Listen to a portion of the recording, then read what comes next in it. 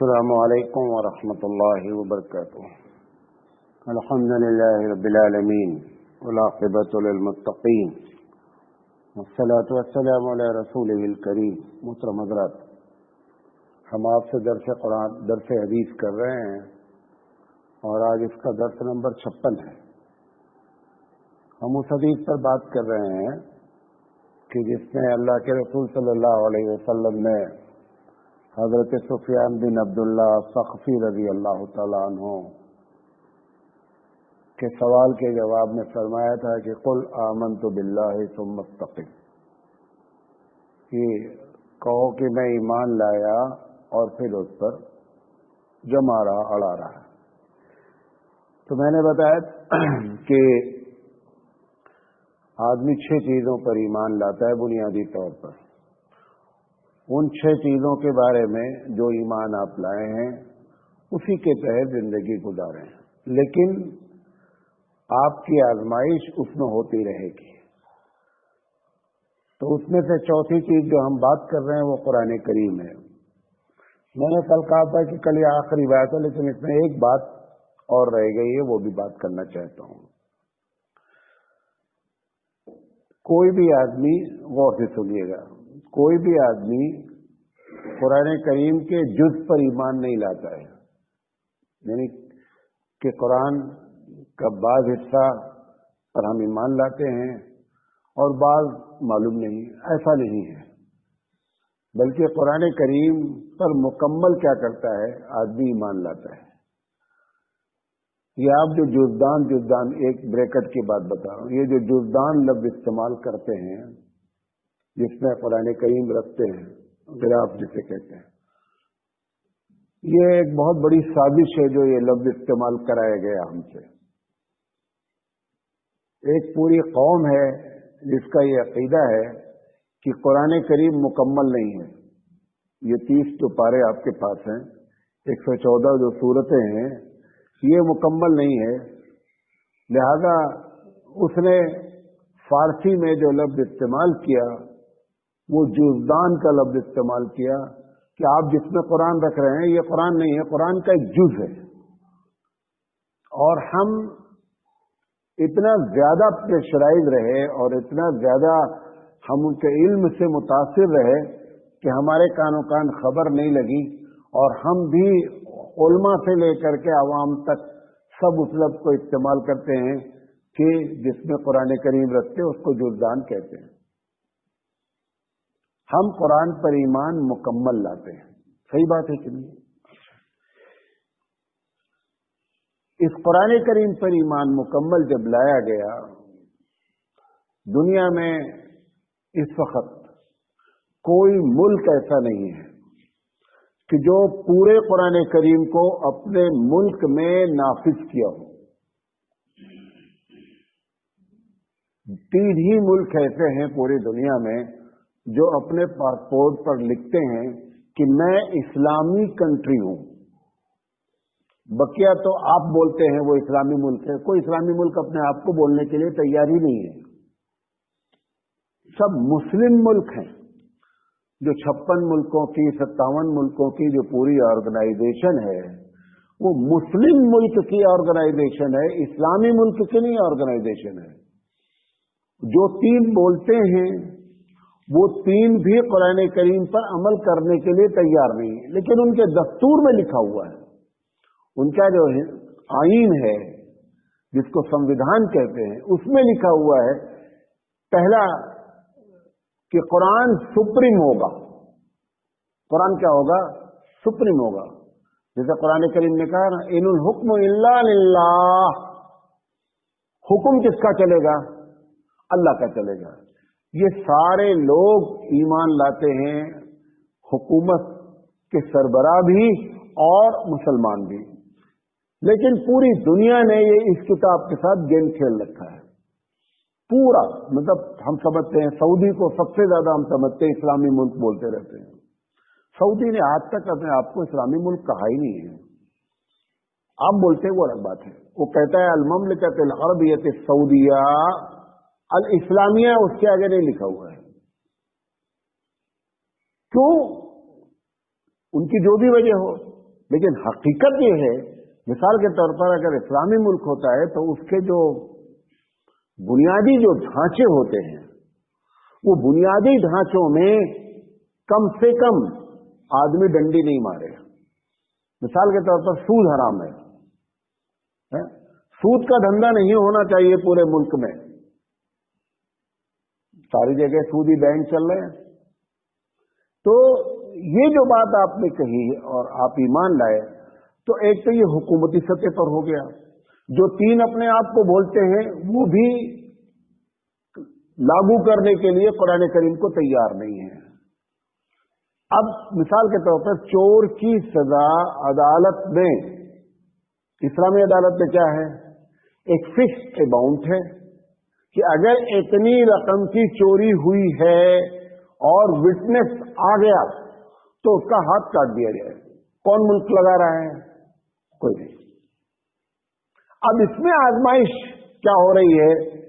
سارے لوگ یہ مل کر کے کہہ رہے ہیں کہ یہ ایک بہت ظالم اور ظلم کا قانون ہے۔ کس کو آپ ظالم اور ظلم بول رہے ہیں؟ اللہ کو، جس کے بارے میں تم روز صبح پڑھتے کیا ہو نماز میں؟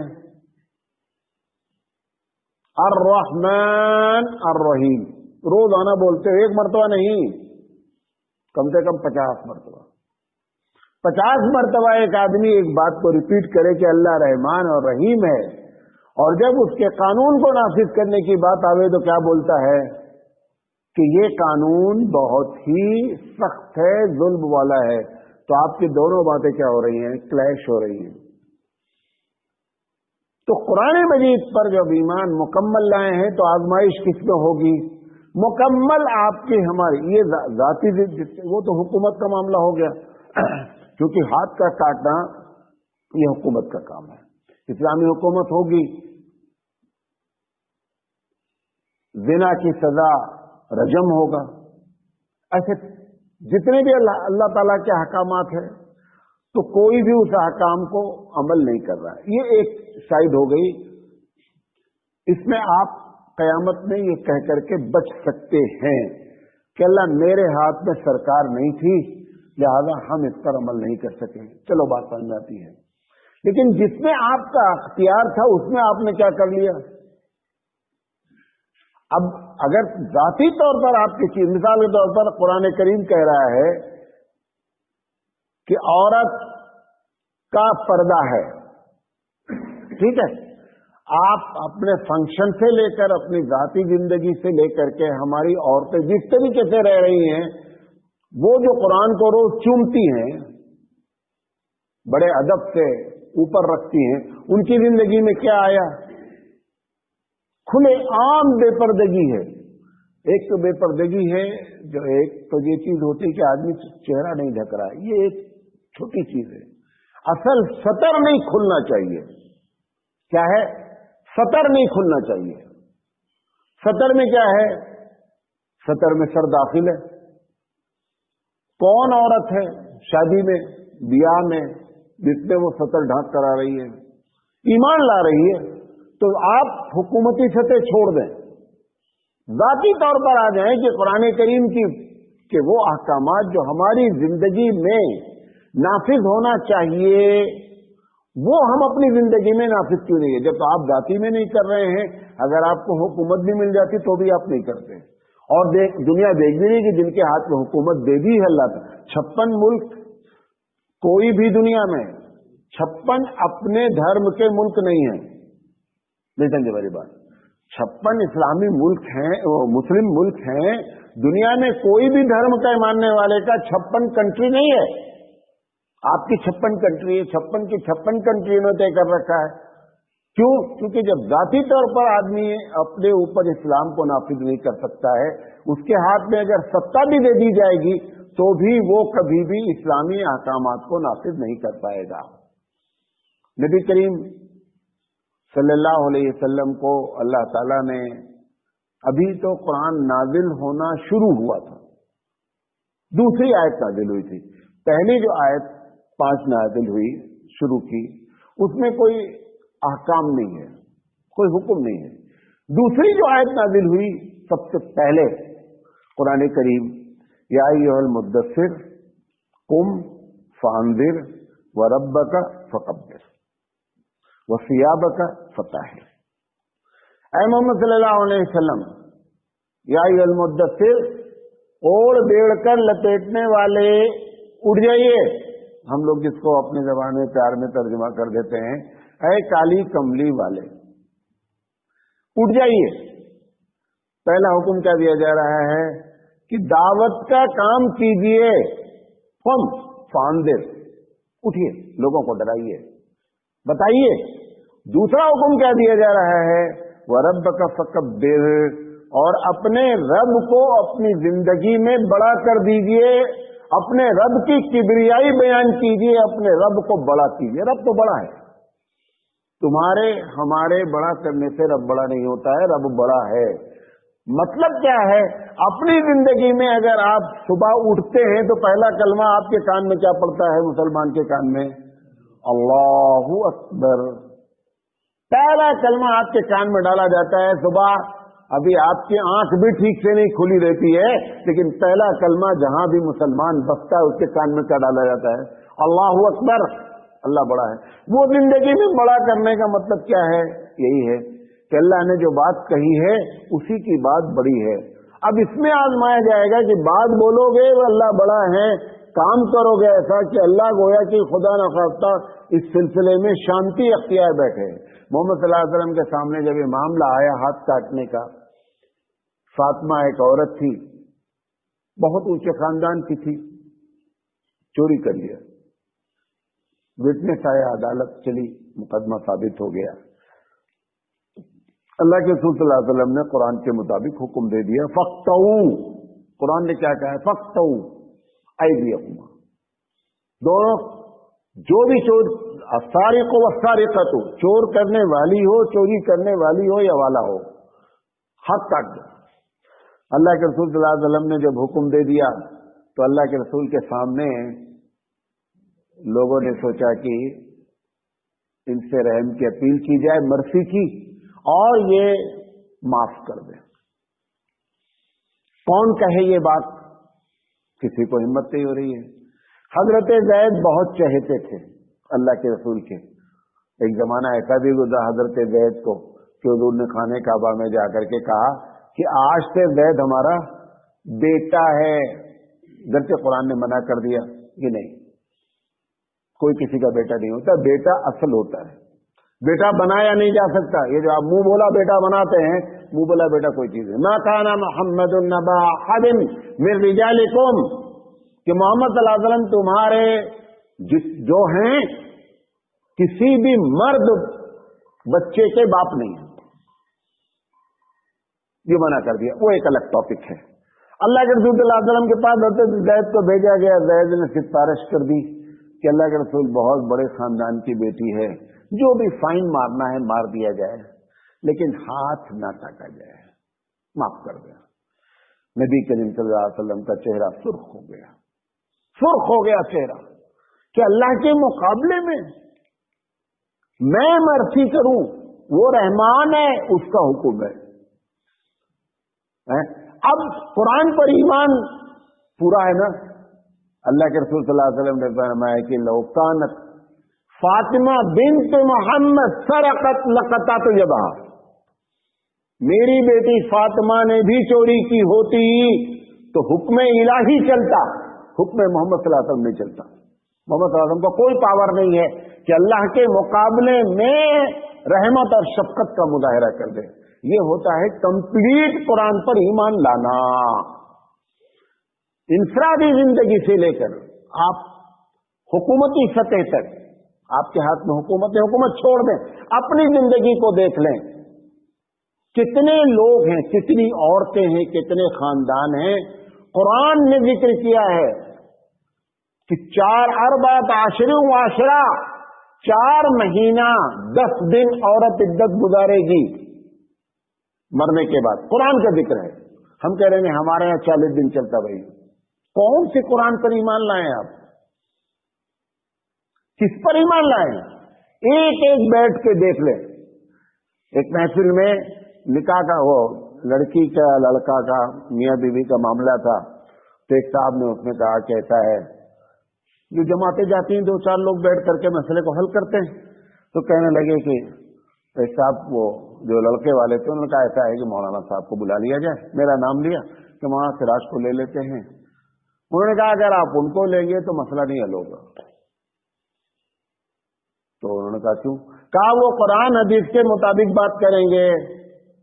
अब आप अंदाजा करो, ये काफिर में और ये जो बंदा नमाज पढ़ रहा है इसमें फर्क क्या रह गया?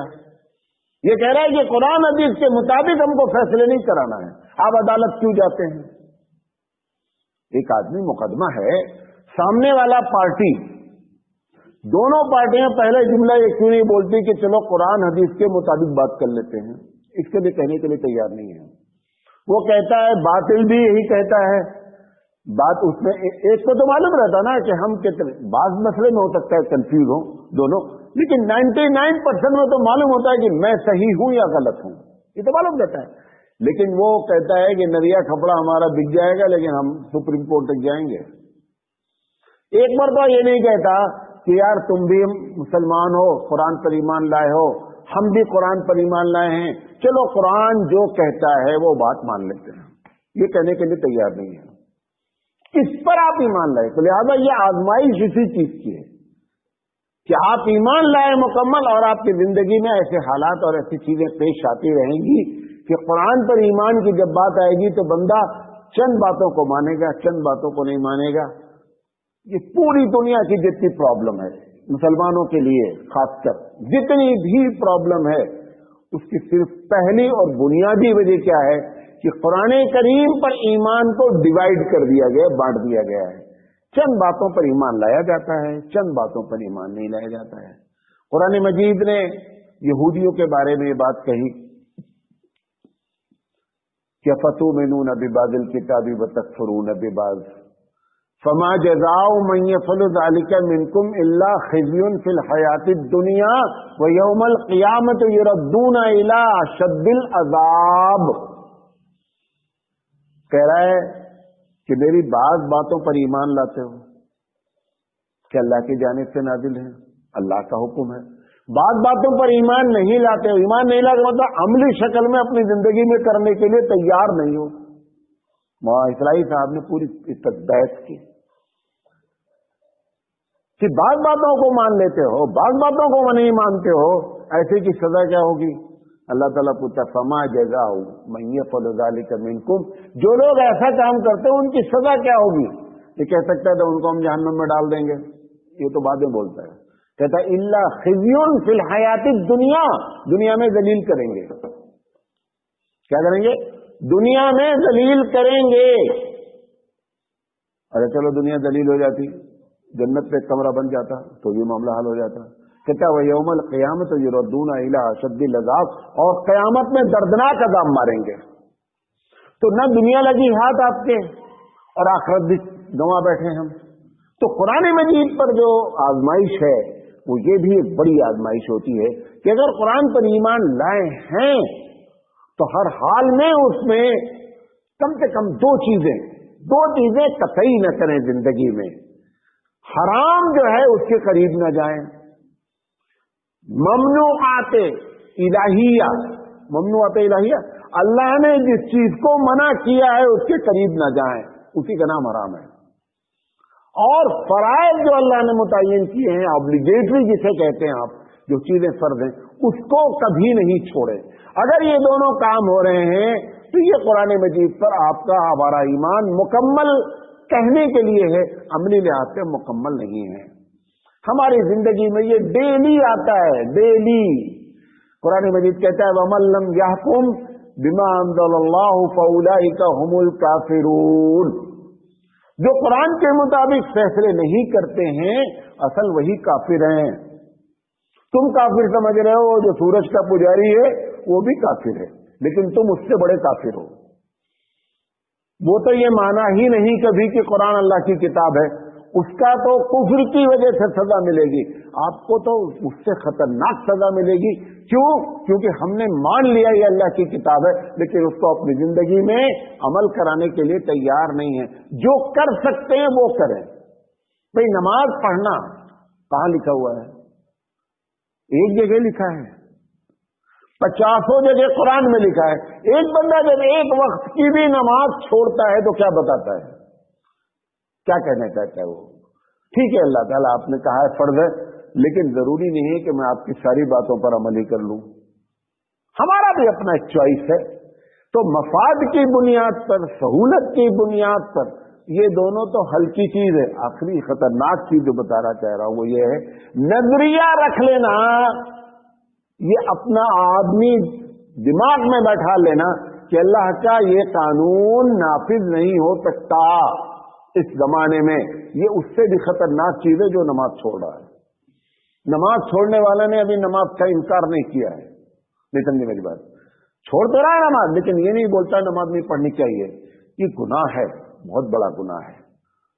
امام ابو حنیفہ رحمۃ اللہ علیہ نے، امام شافعی نے کہا کہ کافر ہو گیا، من ترک الصلاۃ متعمدا فقد کفر، رواه البخاری، کہ جس نے نماز چھوڑی اس نے کفر کیا۔ امام شافعی رحمۃ اللہ علیہ نے کہا کافر ہو گیا اور مرتد ہو گیا، لہذا اس کی سزا کیا ہے؟ ایک نماز بھی چھوڑے تو قتل کر دو۔ امام مالک کا بھی تقریباً یہی فتویٰ ہے۔ امام اعظم رحمۃ اللہ علیہ نے صرف اس میں ایک بات کہی، نہیں، نماز چھوڑنے سے کافر کا کام کیا ہے، کافر نہیں ہوا ہے، کافر کا کام کیا ہے، لیکن جب آپ نے نظریہ قرآن کے خلاف رکھ لیا تو آپ نے کفر کیا، آپ کافر ہوئے۔ یہ تو قیامت میں پتا چلے گا کہ کس کا نکاح کس باقی رہ گیا، کس کا نکاح باقی نہیں رہ گیا، کس کے حرامی بچے پیدا ہو گئے، معلوم ہی نہیں ہو پائے گا۔ اگر نظریہ رکھ لیا قرآن کریم کے بارے میں کہ یہ کلام، یہ احکامات پر عمل ممکن نہیں ہے، تو ایک ہوتا ہے نہ عمل کرنا، وہ گناہ اس کے مقابلے میں بڑا کم ہے جس میں بندہ انکار کر جائے۔ نماز کا انکار کر دے گا کافر ہو جائے گا، نماز نہیں پڑھے گا کافر کا کام کرے گا، دونوں میں فرق ہے۔ لہذا جو خطرناک چیز ہے یہ کبھی اپنے ذہن میں نہیں لانا چاہیے کہ اس کتاب پر اس ہائی فائی دور میں 1450 سال پہلے جو چیزوں قانون نافذ ہوا ہے وہ عمل نہیں ہو سکتا ہے، ایک دم عمل ہو سکتا ہے، اور پوری دنیا پریشرائز کرے گی آپ کو۔ اس پریشر میں آ کر کے سرکاریں قرآن سے ہٹ گئی۔ آپ کے علم نے، وہ علم جو جہالت کی طرف لے جاتا ہے، اس علم نے آپ کو بتا دیا، بڑے ہائیلی کوالیفائڈ ہو گئے، اس نے بتا دیا کہ نہیں صاحب یہ ساری باتیں جو ہے ٹھیک ہے، یہ کچھ لوگوں کے پرانے دماغ والے لوگوں کی باتیں ہیں، یہ آج ممکن نہیں ہے۔ ان تمام پریشر کو قبول نہیں کرنا ہے، اور یہ آپ کے ساتھ زندگی میں ہوتا رہے گا۔ یہی وہ آزمائش ہے قرآن کریم کے بارے میں۔ اللہ تعالیٰ سے دعا ہے کہ اللہ تعالیٰ صحیح بات کہنے کی اور صحیح بات سمجھنے کی توفیق عطا فرمائے۔ وآخر دعوانا الحمد للہ رب العالمین۔ سبحان اللہ وبحمدہ، سبحانک اللہم وبحمدک، اشہد ان لا الہ الا انت، استغفرک۔